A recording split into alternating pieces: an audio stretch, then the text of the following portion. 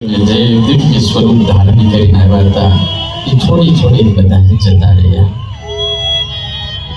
ભગવાન રામ જળ સમાધિ લીધી, ભગવાન કૃષ્ણ પ્રાચીના પીવળે અંતિમ શ્વાસ લીધા.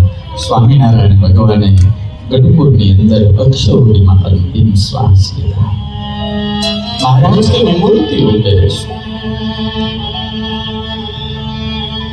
પણ વહાલા ભક્તો,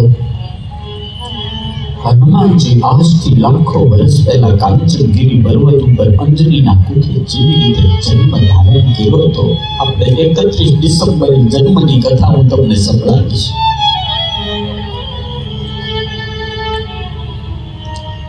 तब से लेकर आज दिन तक मेरा हनुमान इस धरती पर हम जैसे श्वास लेते हैं ना, वो भी ऐसे ही श्वास लेते हैं.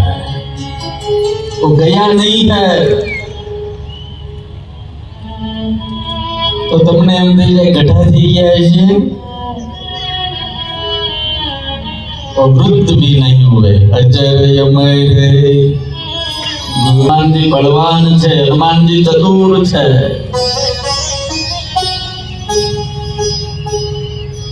આપણે અહીંયા મનીષ કહેતો હતો સૌથી વધારે બુદ્ધિશાળી માણસ આ પુસ્તક કેવાય સડનો જન્મ આવ્યો અને ડાબી બાજુ ખીસું બનાવ્યું. હા, લેવા ડાબી બાજુ બનાવ્યું. ખબર છે, મનીષ વિટામિન કહેવાય બહુ મોટું. એના કારણે દીર્ઘ થઈ શિયાળાની અંદર લોકો ખિસ્સામાં હું લેવા હાથ રાખે છે, ખબર છે, કારણ કે પાવર આવે, ગરમ ગરમ લાગે.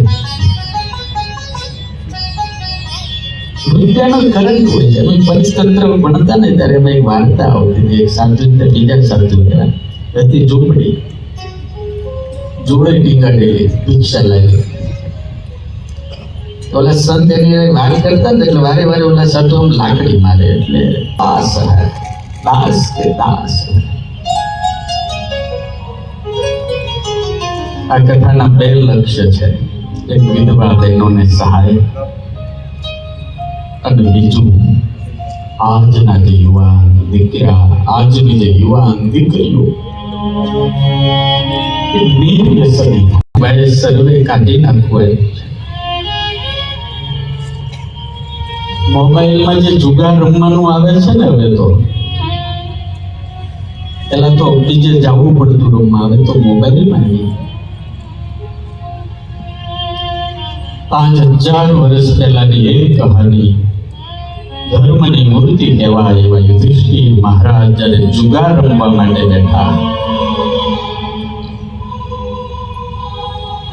એવડો મોટો સમ્રાટ, એવડા મોટા રાજા, એટલા મોટા જ્ઞાની, એટલા મોટા વિવેકી જુગાર રમવા બેઠા ત્યારે એને જો વિવેક ન રહ્યો હોય આપણને ક્યાંથી રહે? એટલે સ્વામિનારાયણ ભગવાને કીધું કે અમારા આશ્રિતો ક્યારેય ચૂકતું ન રહું. 15 દિવસ પહેલાની એક વાત છે. હું સાળંગપુર હતો, અમેરિકાને એક ભાઈ આવ્યો, બહુ સારી રીતે ઓળખું, ઘણા ટાઈપની, બહુ ડાયા છે, સજ્જન છે, ભગવાનના ભગત છે, પણ થોડા લોભી, એટલે સાધુ પાસે એના છોકરાને બહુ ઓછા લાવે. એ સાંભળો છો ધનજીભાઈ? એને એમ મોટા મોટા સ્ટોર બધું જ, પણ એક લોભના કારણે એ સંતોના યોગમાં થોડા ઓછા સત્સંગમાં હોય છે. હમણે આવ્યા હતા, મને કે સ્વામી મળવું છે, એકલા મળવું છે. બોલો ને, હાથ જોડીના માંગુડાઈ ગયા, સ્વામી ભગવાનને પ્રાર્થના કરો, હમણાં બહુ મુશ્કેલીમાં છું. મેં કીધું એટલે આર્થિક મુશ્કેલી હોય. મેં કીધું તમારે યાર, તમારે ત્યાં 25 માણસ એમ્પ્લોય કામ કરતા હોય, આટલા મોટા સ્ટોર ચાલતા હોય ને તમારે કઈ પૈસાની મુશ્કેલી હોય તો કે એ બધું હતું તો બીજું પૂછ્યું એ બધું વેચી દેવું. એનું કારણ કાંઈ એટલે સ્વામી મારી એક છોકરો છે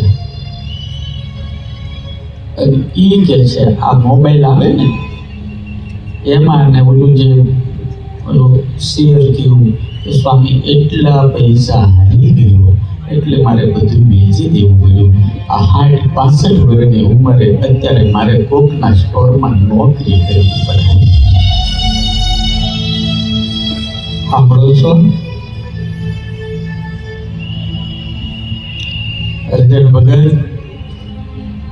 5000 વર્ષ પહેલા વિદુરજી ધૃતરાષ્ટ્રને એક સલાહ દીધી, હે ધૃતરાષ્ટ્ર, છોકરાને વહીવટ આપો ને હિસાબ આપો, કામ આપો તો એની પાસેથી હિસાબ લેવો, અને જો વડીલો છોકરા પાસેથી હિસાબ ન લે તો ઘણા છોકરા ઉતાવળમાં એના મા બાપને ઘર વગેરેના કરી નાખે છે.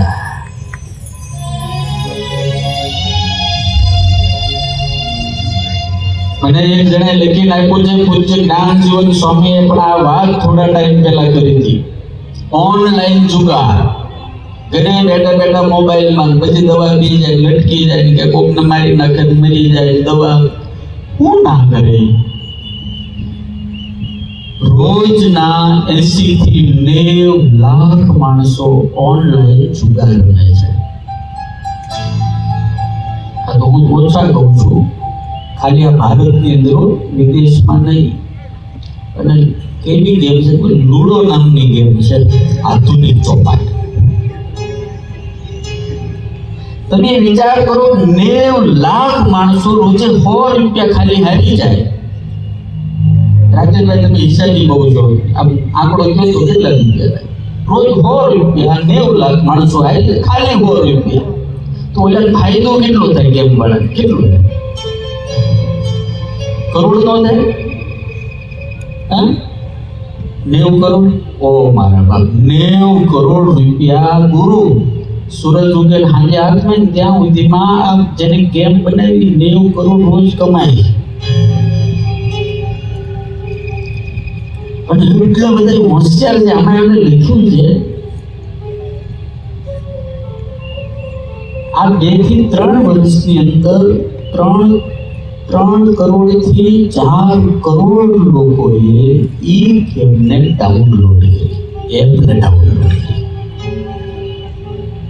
ઓનલાઈન ગેમ રમાડવાનો બહુ મોટો બિઝનેસ. પહેલા તમને આમ એડવર્ટાઈઝ આવે, આપણે તો આખો દાડો મોબાઈલમાં બહુ હોઈએ છીએ. આ દુનિયાને મોબાઈલમાં એટલો બધો પ્રેમ થયો, એટલો બધો પ્રેમ થયો, એટલો બધો પ્રેમ થયો છે, ત્યાં કથામાં ઘણા મુકતા નથી.